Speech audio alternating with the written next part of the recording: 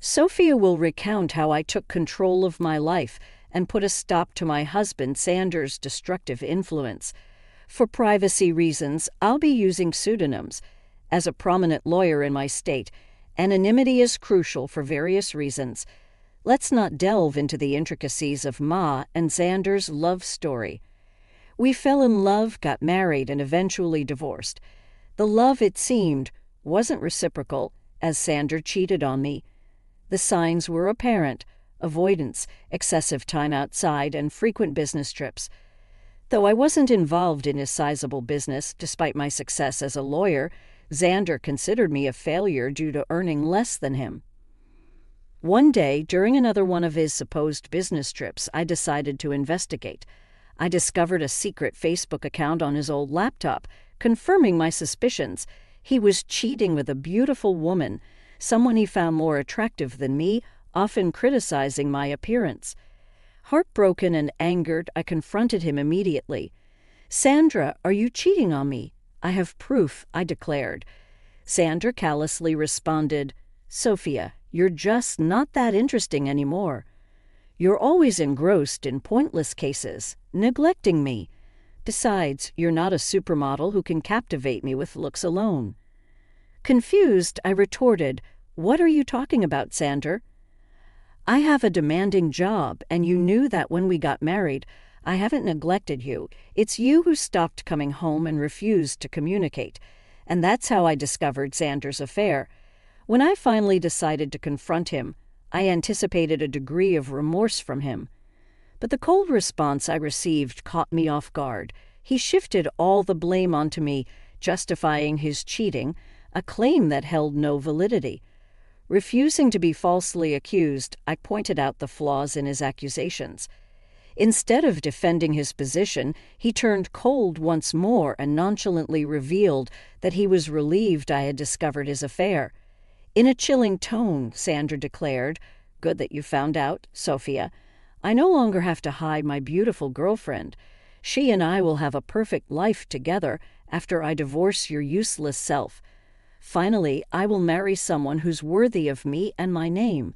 His words hit me like a ton of bricks, sending a cold shiver down my spine. As he spoke of divorce, he not only insulted me, but also asserted that I was not good enough for him, accusing me of being a bad wife. He showed no remorse for his affair and even boasted about how a mistress would make a better spouse. Tears streamed down my face as he demeaned me, proclaiming his affair with pride.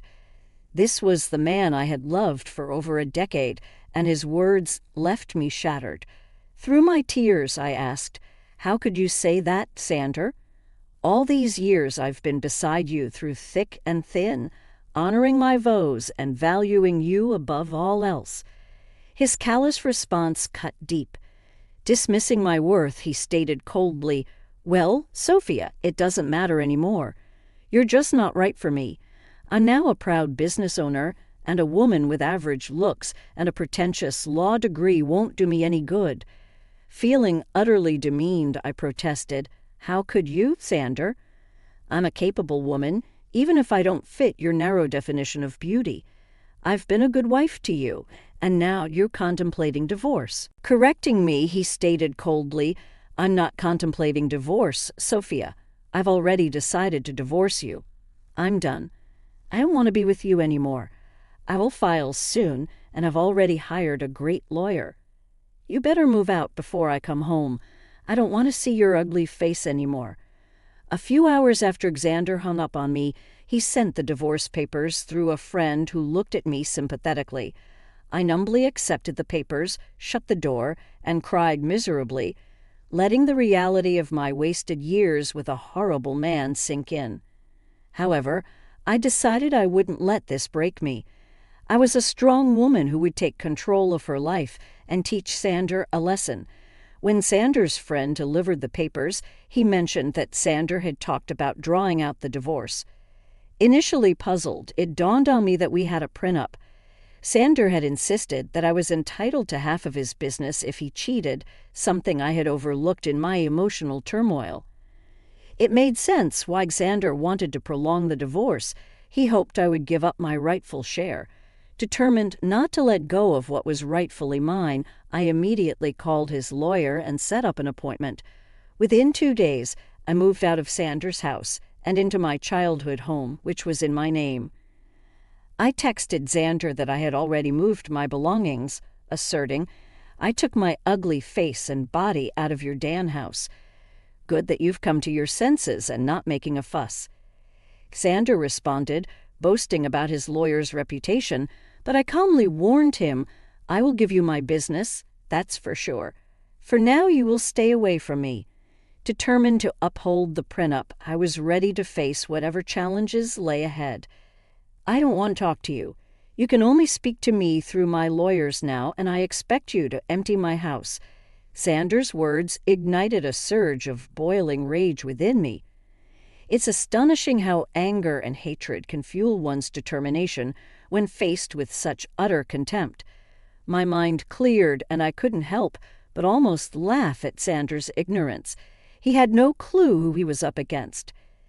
Doubtful that his lawyer, Jake, knew either, I arranged a meeting with him at a cafe. Upon seeing me, Jake began to visibly tremble, only calming down upon recognizing me. He seemed confident, but not enough. Jake was a decent lawyer, but he hadn't anticipated facing off against someone like me. Xander never considered me influential, so Jake was utterly unprepared for our encounter. Jake appeared nervous, and his hands shook, but I refrained from further intimidation. He wasn't to blame for my predicament. "Hello, Jake, nice to see you here," I greeted, noticing his surprise.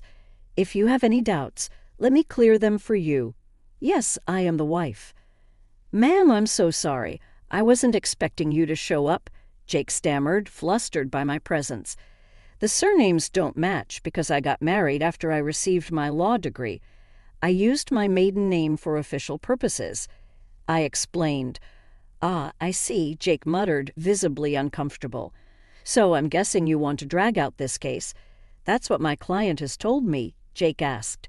"Your client has been misleading you, Jake. He's the one who wants to prolong this case. Isn't that what he told you?" I confronted him directly, knowing my reputation as a lawyer spoke volumes. Jake squirmed under my scrutiny. Accustomed to asking the right questions, I didn't mince words. "You don't have to answer that, Jake. I've known Xander for over a decade. I married that idiot, for God's sake. I know what goes through his thick head." Concerned for Jake's predicament, I decided to enlighten him. "Since I know you and it's not fair on you, I'll tell you the truth about this divorce," I said. Jake inquired, clearly taken aback. "What do you mean, ma'am?" I asked pointedly, watching Jake's expression for confirmation. His reaction spoke volumes, confirming my suspicions once again, and Jake was caught off guard by my revelation. "I won't lie to you guys, it did sting and hurt my ego to admit to my colleague that I have been cheated on. It's not a pleasant experience. However, I knew better than to betray my emotions, no matter how humiliated I felt. I still had the upper hand, and I was well aware of that.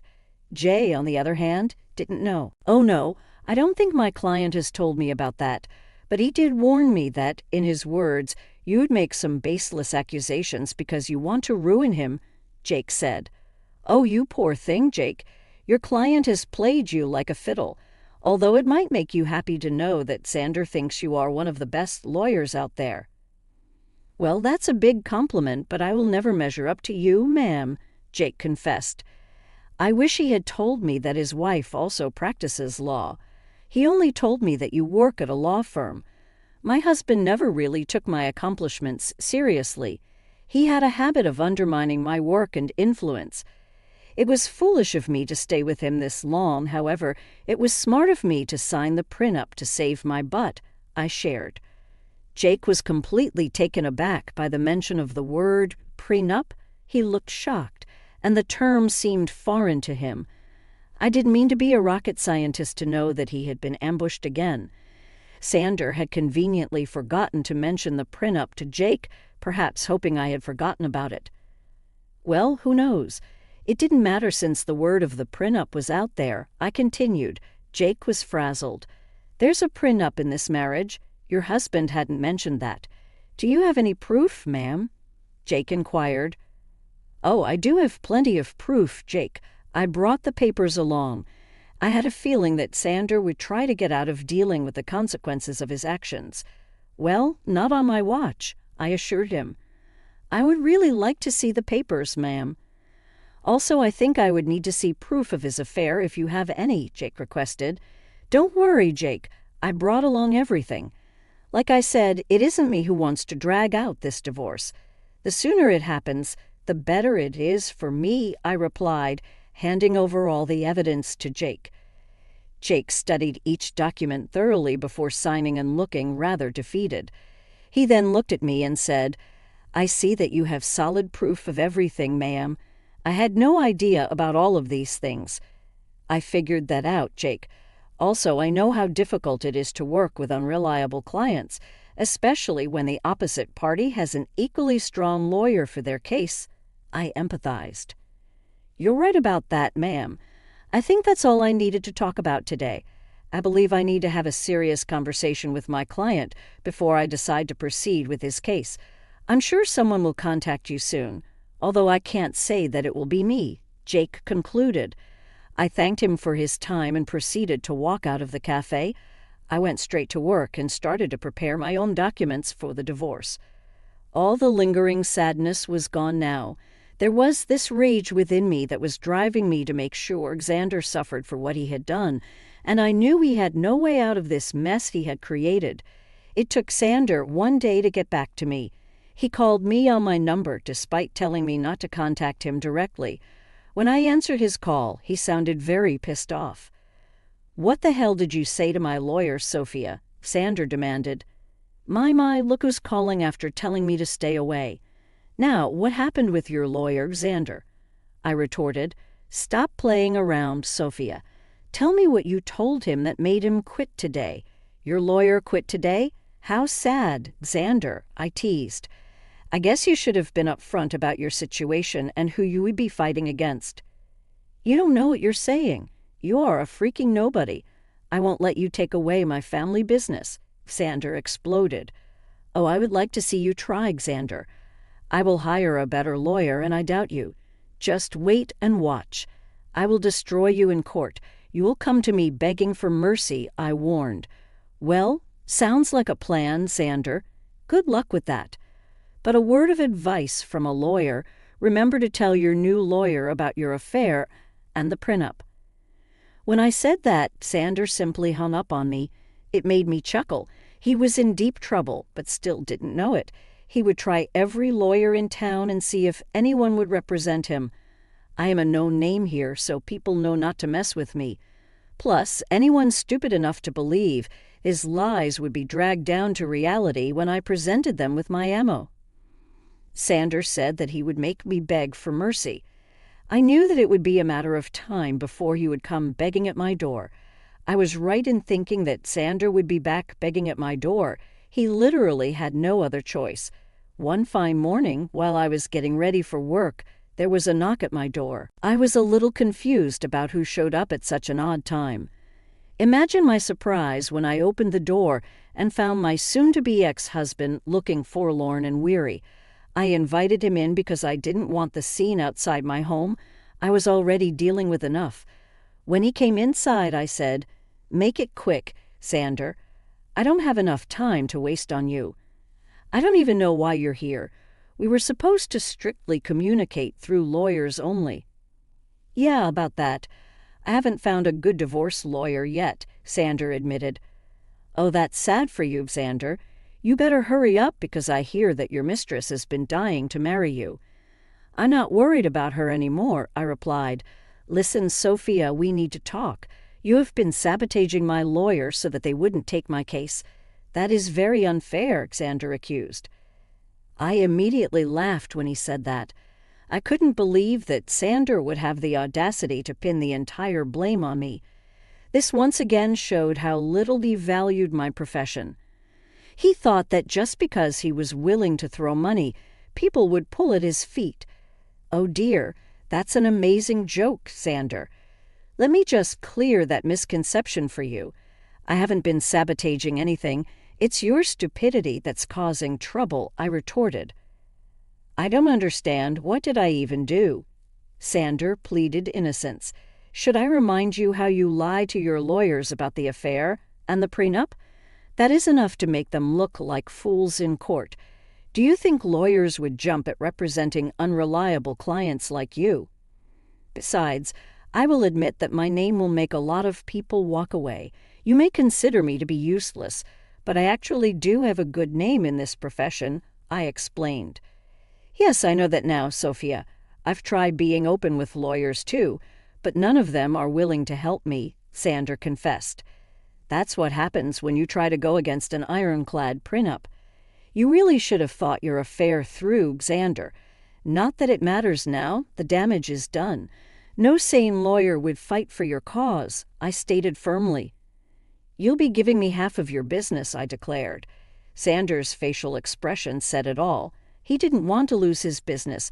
I mean, that's why he tried to pick a good lawyer and drag out the divorce.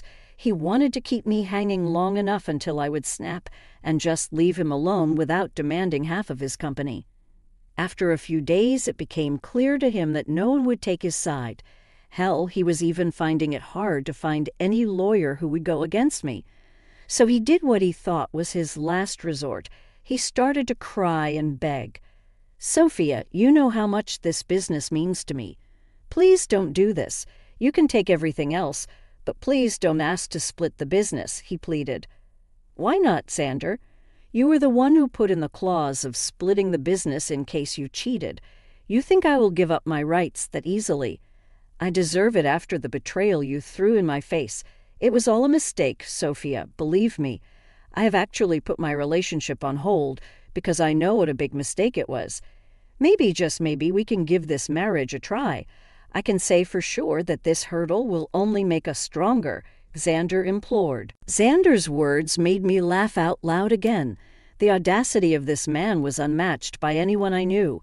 I really didn't know what to say. He was actually asking to get back together, as if I would be stupid enough to do that. I did know that he had put a pause on his relationship with his mistress. The rumors were out that the mistress was not happy, and neither was Xander. But if he thinks this will make me go back to him, he is dead wrong. You must be delusional for suggesting something like that, Xander. I didn't come this far in life by being utterly stupid.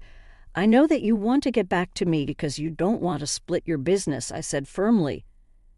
Sophia, we were happy together. Let's just look past this one time and restart our marriage. I will cut off my mistress, I swear, Xander pleaded.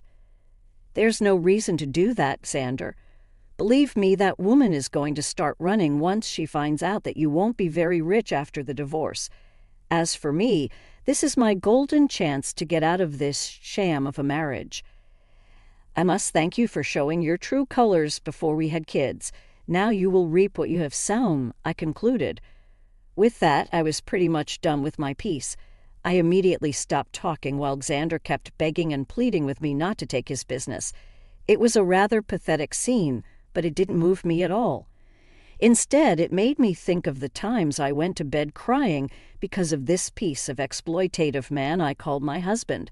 Seeing Xander in a vulnerable place only gave me satisfaction and completed my revenge. Now I simply needed a clean break to start fresh well.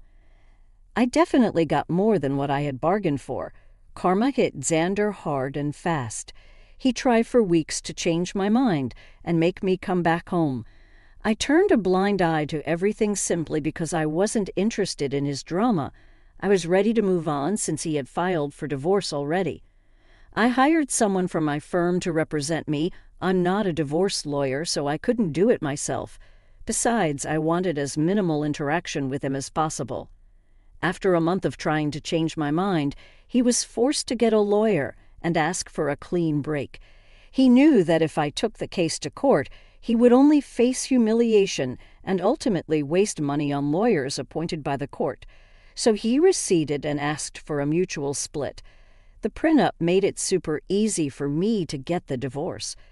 Of course, I had plenty of proof to show everyone that Xander cheated. As per the prenup, he was supposed to give up half of his business to me. He wasn't happy, but there was no way out, so he signed over half of it to me. We did give him an offer to buy me out, but he had no money. Now, why would a big business owner like Xander have no money, you ask? Well, he had spent it all on his mistress, who is now not taking his calls or texts. I guess she figured out that he won't be rich anymore, but now no one is willing to date her because they know what a gold digger she is. What goes around comes around, I guess. Well, the mistress was the least of Xander's troubles.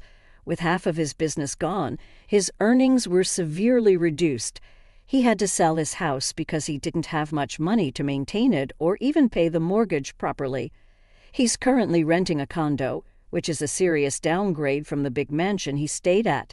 He did try to get back with me again in the hopes of regaining full control of his business. Well, safe to say that is never happening. He now either has to continue the way it is or manage to save enough money to buy me out. If you want to know about me, I'm actually doing pretty well. I've appointed someone to take care of my share of Xander's business, and so far things have been amazing. I ended up upgrading my lifestyle by buying a new mansion due to my combined income from law practice and business. Things are going well. I'm living my best life, and I honestly couldn't be happier. All in all, the divorce played out well for me. Instead of getting played by my ex-husband and his mistress, I ended up ruining their lives and bettering mine.